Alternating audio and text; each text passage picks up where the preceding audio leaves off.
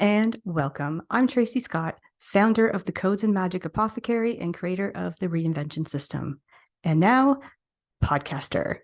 As the unconventional alchemist, I've added this to my list of things that I want to get out there into the world because my mission is big.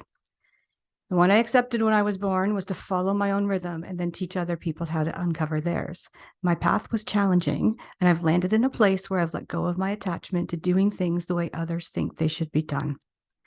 I honor my needs for rest and replenishment, and now I want to spend more time exploring my need for play, hence the podcast. We are connected to ancient, powerful forces that will not be extinguished. You feel it in your bones, in your blood, in your heart, in your belly, and you follow your own rhythm. You cannot be rushed or forced. You cannot be held back when it is time to burst forward. I thought it would be fun to record conversations with my friends who are also connected to these powerful forces and expressing them in exciting, modern ways. We'll experiment with all things around health and healing, and you can play with what works best for you.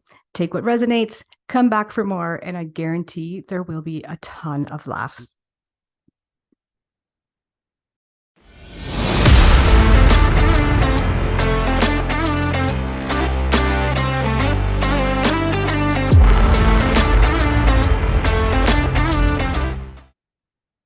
Hey friends, it's Tracy. How are you doing today?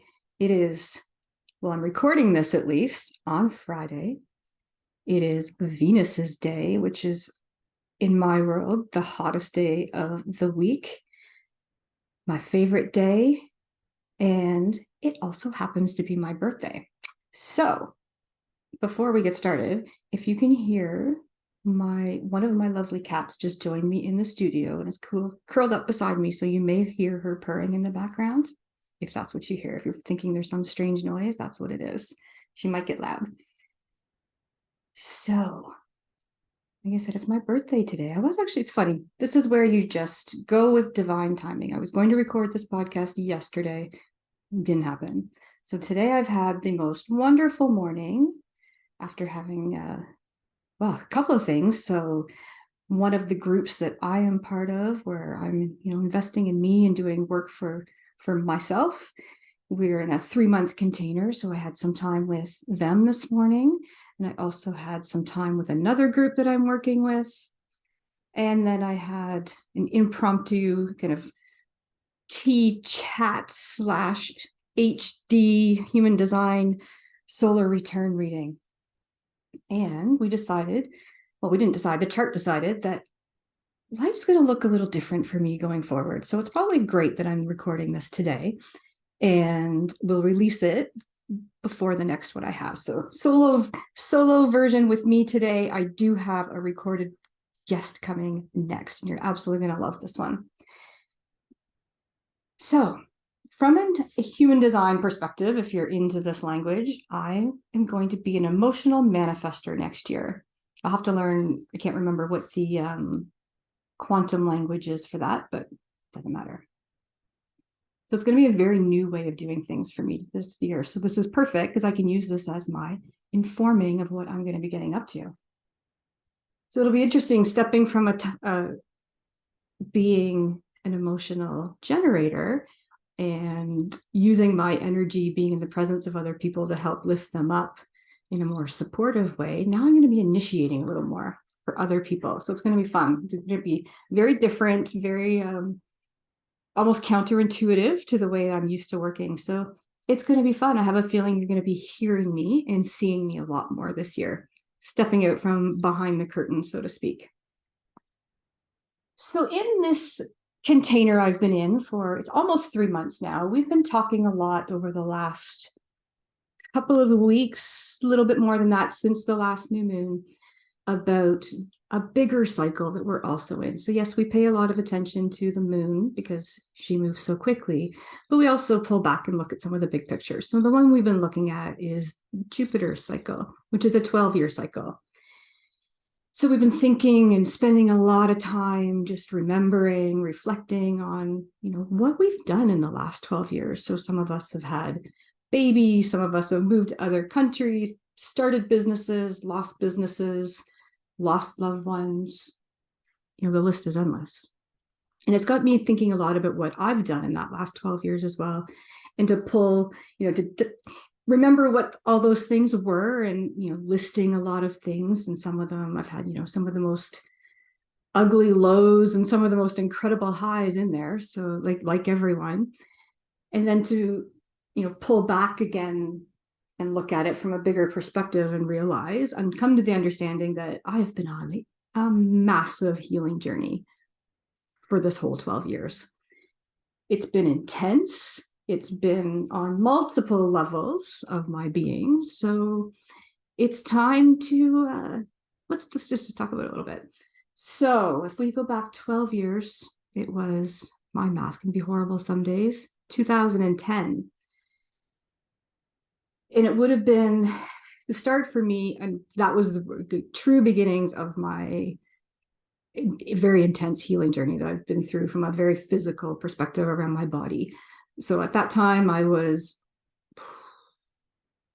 over 300 pounds, morbidly obese, and just really struggling. I would have been 40 years old. And it was actually right around this time of the year, actually, too. I was at my doctor's, and he had been talking about weight loss surgery for a number of years. And I just kind of kept pushing him off, saying, yeah, whatever. And he asked me again that day if I wanted to go on the list. And this time I said yes.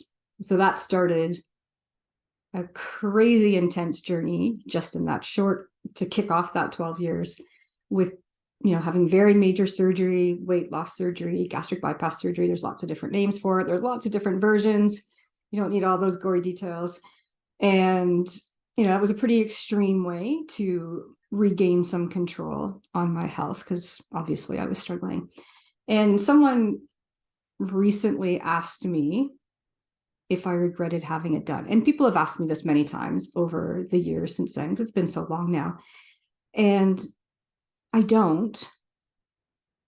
Sometimes I say I do and I don't. I don't. It was the tool I needed at the time.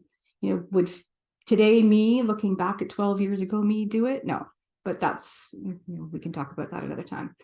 It is what it is. And it's been interesting. It's been probably the hardest thing I've ever gone through physically. The surgery itself is very intense, very involved, very risky, especially in hindsight.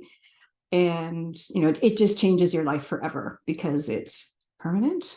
It leaves you with, your body just works differently. A large part of your upper intestines are bypassed, hence the name. And most of us that have had this kind of surgery are very severely nutrient deficient afterwards. And eating can be really uncomfortable. I still get full really quickly on certain foods, much more than others. And it's just not always the most pleasant experience that it used to be.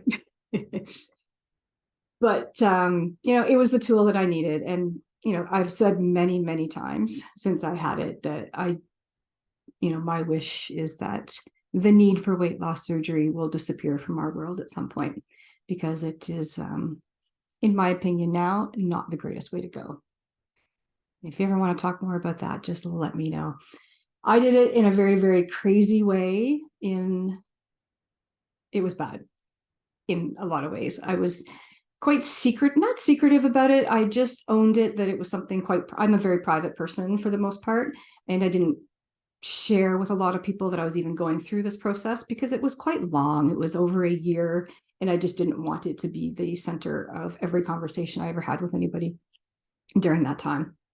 And it's my health. So to me, that is private stuff in some ways.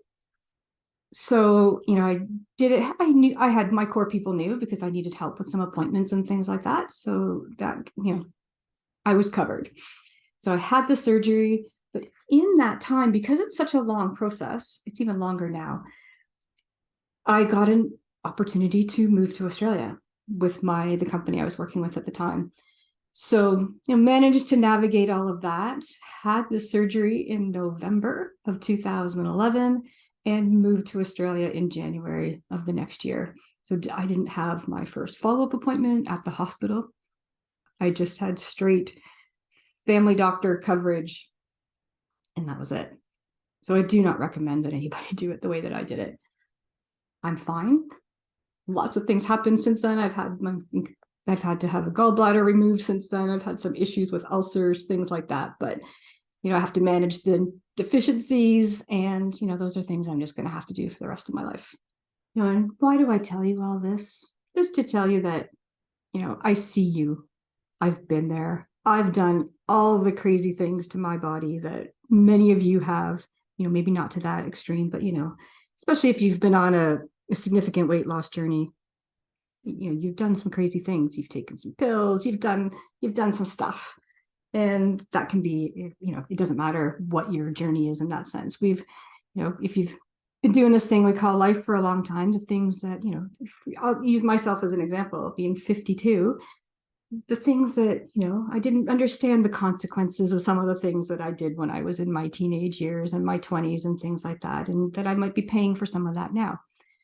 But it is what it is, and I just have a much more experienced and bigger worldview of that now, and I know how to look after myself because I've taken the time to learn how to do that, to find that it doesn't necessarily have to be about surgeries and pills and things to help on this journey towards health, and however it is that you define that. I was actually looking this up the other day about how the Google definition of health, so take that for what it is, but it was basically saying that it was the being in a state of being absent of pain and injury. And I just thought, what kind of definition is that when you talk about it and being in absence of these things that cause us to not be living our best lives? So I don't have the answer what the definition should be either, because I think it's different for all of us. But what I do know is that when I look around and I see people my age, younger than me, older than me, and also after 20 plus years of working as a respiratory therapist, I've seen a lot of people over the course of time. And it's not that it makes me sad, but it does to a certain point. But I just see people really struggling in these bodies that we have, that they are severely limited in their mobility and just their ability to enjoy their life in a way that, is more aligned with where the things that they want to be doing, so they're not limited. I see a lot of people taking medication and the side effects of that. And I also see people really opening their eyes to the fact that they have a lot more control, a lot more power and knowledge in their own self, in how they would define health for themselves, if that makes sense. Hopefully you're still tracking with me. Because I know that there are other ways to do this, that we can be living our best lives with what we have, no matter what we've done to ourselves in the past.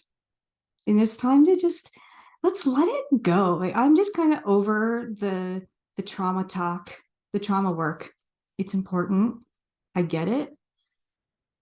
Especially in the last few years, it's just been a lot of this dwelling in the pits of everything that's been going on in the world, because it's been an intense place. And I think it's time we start looking towards the future. I think the future is really bright.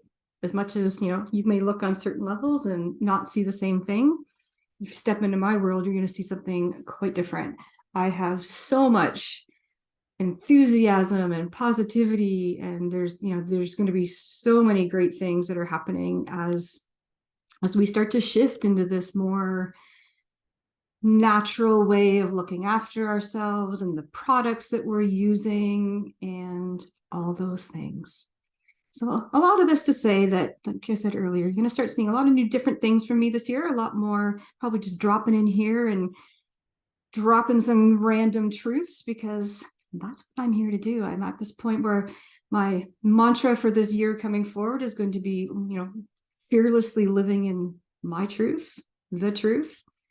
And it's going to be a fun place. So I know I'll be rattling some cages, and that's what I'm here to do, is to help initiate you into, looking at your health in a new way, looking at your body in a new way, looking at your relationship with your body in a new way, because it's the only one you've got.